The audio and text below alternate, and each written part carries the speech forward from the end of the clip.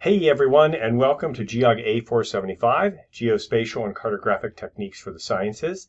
This is the new name and number for the course, which will take effect in the fall of 2022. It's still being taught as GEOG A375, Environmental Applications for GIS. Today, what I'm going to do is just go over the course, sort of like a video syllabus. Then I'll start in on content material that you can take a look at later. Just to start off, the full syllabus for the course is located on Blackboard, and I encourage you to take a look at it. There's a course tour that will show you the location of all the information on Blackboard. This course is going to look at a couple of different things.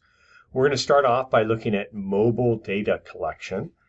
And then we're going to go through concepts of geographic information systems, looking at both vector data and raster data.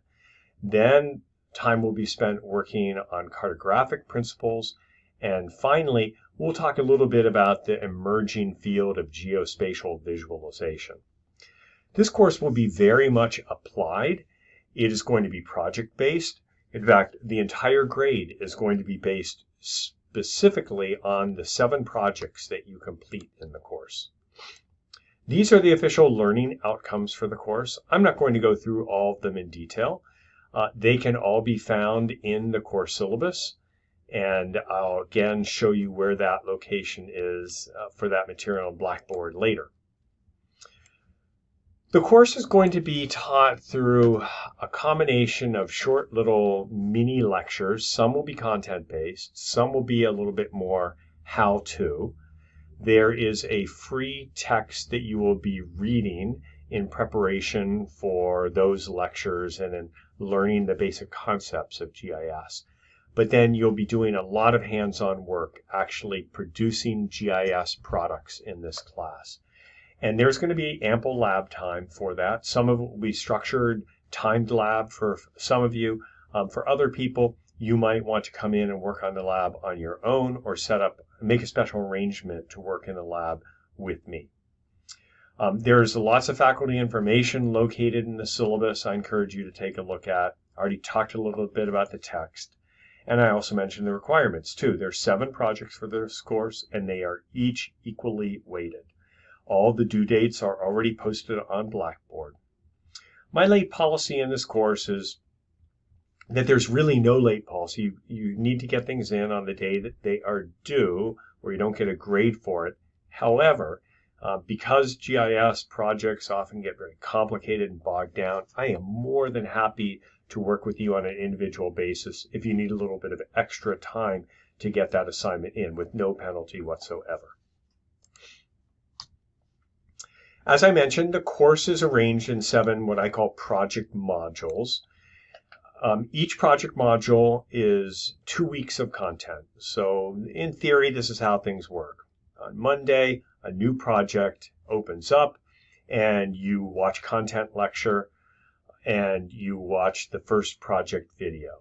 Then we meet in lab, either face-to-face or virtually, or you set it up some other time when you can come in and talk to me. Officially, it's scheduled for Wednesday. We discuss content, you work on the project, get your questions answered. Then the next week, you continue with that same project. There is a second content lecture. You continue to read, continue to work on the project, and there's a second project video as well. And there's more open lab as well. Then the next week, a new project is going to open up, but the project will be due on that 3rd week. So that's sort of how things are expected to progress in this course. It's a very basic grading scale. I think the really important thing to note is that each of the projects has a very specific rubric that's been designed for it. Make sure that you thoroughly review those rubrics as you work on the assignment and get ready to make your final submissions. I'm always willing to work with you if you need time to redo something. If you feel that your grade wasn't a great reflection of the work that you did, we can talk about it as well. Note, though, that you need to have completed at least 50% of the course. That means 4 out of the 7 projects if you're going to get an incomplete in this course. In addition to there being all that other stuff I talked about, in the syllabus, there's a section on academic dishonesty, cheating, and plagiarism. Of course, the project work is supposed to be your own. If you're going to use citations in the projects, and sometimes you may want to, I ask that you use the Chicago author date system. Be prepared to use electronic resources a lot in this course. I will email you, especially if there are troubles that pop up in any of the particular assignments. And also, of course, you'll be using Blackboard heavily as well. Let's just briefly talk about what a geographic information system is. A geographic information system, or a GIS, is a set of software that helps us to answer geospatial questions and solve geospatial problems using sets of geospatial data. What do I mean by geospatial? Well, it can really be almost anything. Geospatial data just means systematically collected data that essentially has a latitude and a longitude or some other coordinate system attached to it that can be mapped and that can be compared against other geospatial data or other data for that matter. So this could be for those of you studying environmental stuff, environmental data, water quality data. For those of you studying anthropological stuff, it could be the location of cultural artifacts, or it could be the location of specific archaeological sites. But it could also be systematically collected data of coffee shops for that matter. It really doesn't matter. What GIS does is it helps us to organize all that data, do analyses of those data so we can start to see patterns and understand things, and then ultimately map those data as well. Working with a GIS can be really fruitful. And I think that over the course of the semester, if you've never done this stuff before, you're going to be really pleased with the products that you create. You're going to see how you can manipulate data and you can make cool products with it.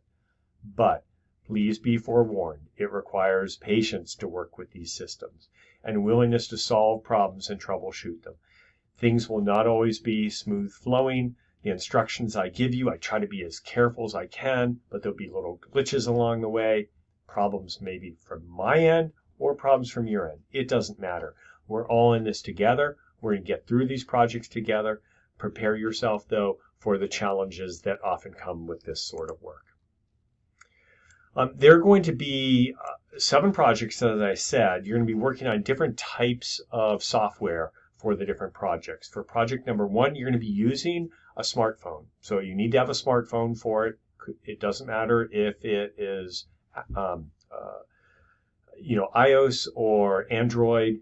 The software we're going to be using allows you to use both. It's called Avenza Pro. You'll also be using another app on your phone to figure out the accuracy of your data. And then you are going to be using Google Earth Pro to visualize that. Google Earth Pro is the desktop version of Google Earth. For projects 2 and 4, you're going to be using ArcGIS Pro. ArcGIS Pro is one of the standard types of GISs that are used in most fields.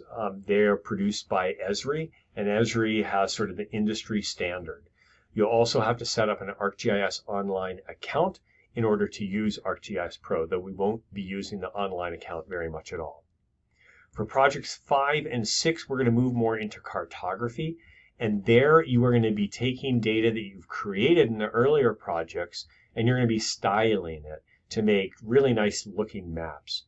For this, you're going to be using Adobe's Creative Cloud. Specifically, you'll be using Illustrator and a plugin for it called Map Publisher, though you might also want to use Photoshop and something called Geographic Imager as well. All of these are going to be provided for you via your lab fees. And then in the final project, you're also going to be using the Creative Cloud, but you're going to be using a video editing tool called Premiere Pro, as well a free software called Google Earth Studio that allows you to extend Google Earth work into capturing essentially a video of Google Earth.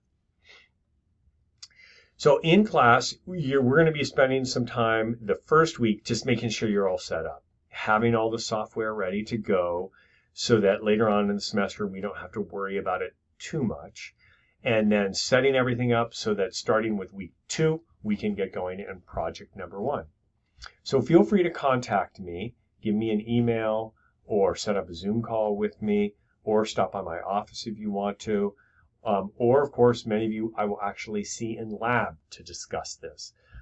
We will get through this. We're going to have a lot of fun. It's going to be an exciting semester to make the sorts of maps and do the things with the geospatial data that we want to. So I will see you soon.